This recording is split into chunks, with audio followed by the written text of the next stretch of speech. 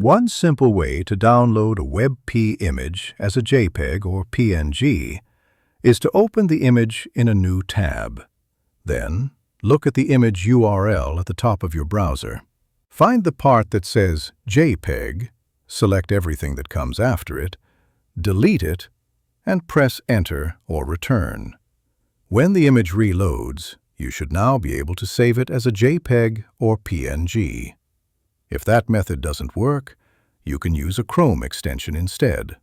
Open Chrome, go to the web store, and search for Save Image as Type.